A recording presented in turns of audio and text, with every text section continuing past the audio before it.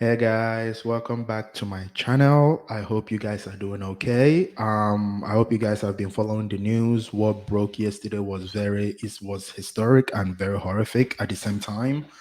We're living in an unprecedented times today. um, I actually have been following the news since last night. I don't think I even got enough sleep. I've been following the news, especially the liberal news, your CNNs and MSNBC, trying to see what they say, trying to see how they would take this and I'm just waiting for someone to actually try to spin this. We know who the shooter is. We know his name. I think they released his name. We know, they said that he's a registered Republican, but he donates to, progressive causes. So the gun that was used was I think was his parents. So it wasn't his. He didn't buy. It was his parents. It could be. I'm not sure of it, but that's what it is being reported. I'm not actually sure how true it is, but that's actually what's being reported. So I came across this clip and it was very interesting, just like CNN would. It was interesting. It was very interesting. I decided to, let me share with you guys and let me get what you guys think about it because this is very, very, like, it's almost disgusting. But let me play the clip. Questions to answer. It's way too early to. And they got to do a full level of criticism. investigation to learn from what happened, as I keep saying, to make sure it doesn't happen again. Scott Jennings, the president, in that statement, and you heard Caitlin Collins report it, says he was hit by a bullet in the upper part of my right ear. He says he knew immediately that something was wrong, in that I heard a whizzing sound, shots, and immediately felt the bullet ripping through the skin. It's awful. This is a former president of the United States. I mean, think about what you just said. We are 1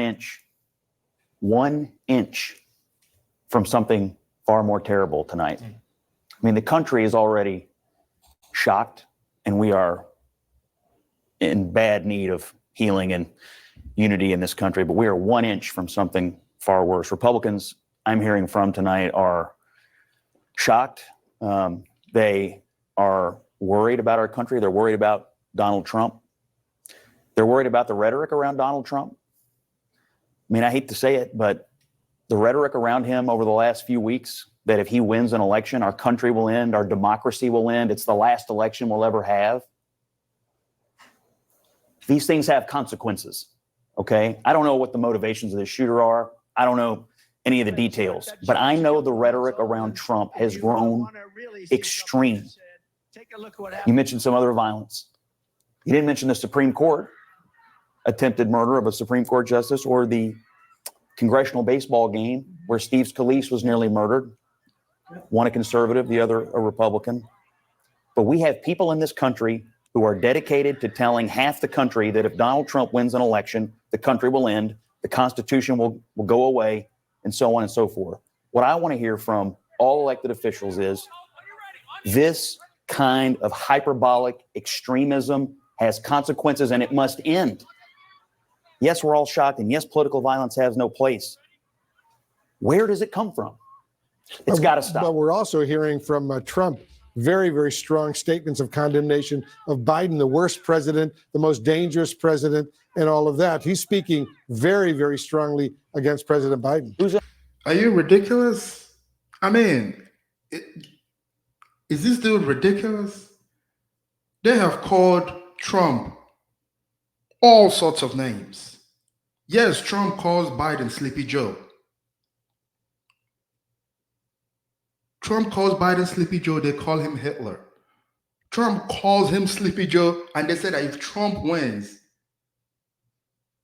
there's going to be the end of America. They run ads on this. But like if you tune into any time in CNN and MSNBC, it's just the same rhetoric. Regurgitated. Like Trump is worse. Like it's the worst thing since Hitler. This is the things that they've been saying.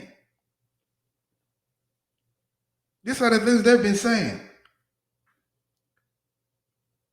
Now Trump says something about Biden and his immigration policies. What does that have to do with the rhetoric about Trump? Like, tune into any liberal outlet, tune into any progressive outlet, YouTube, on TV, on social media, anywhere, and see how they talk about Trump like he's worse than the devil himself. And now they're trying to compare apples to apples and oranges. This is ridiculous. This is disgusting.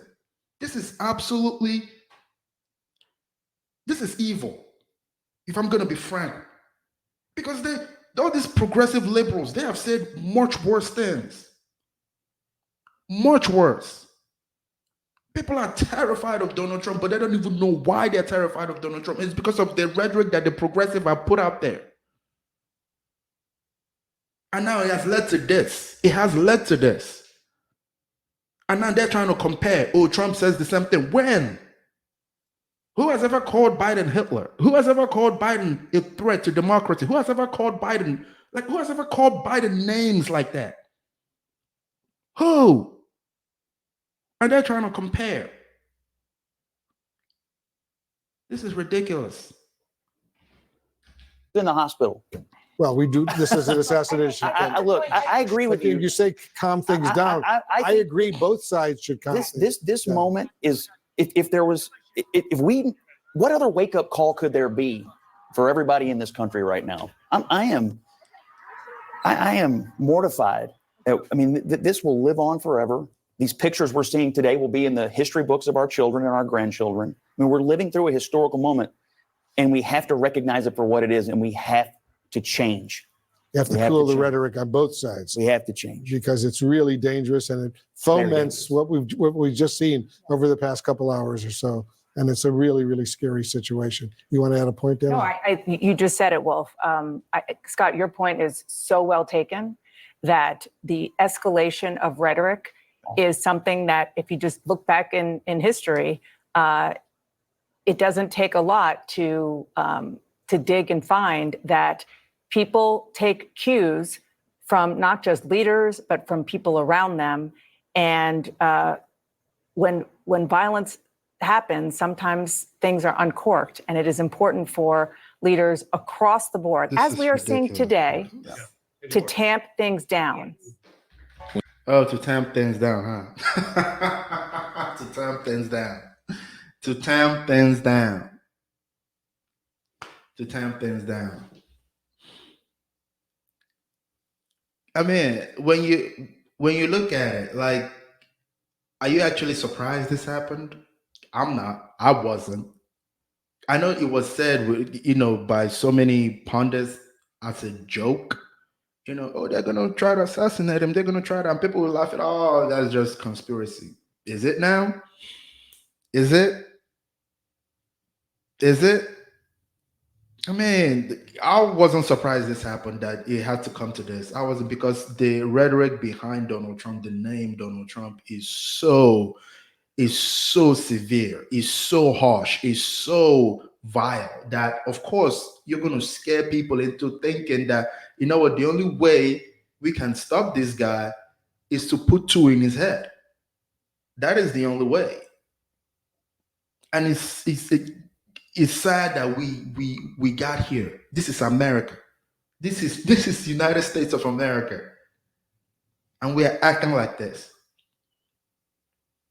Anyway, if you like the video, please hit the like button, hit the share button, leave your comments down below. I would love to read them. And if you may, please subscribe. You have a good one.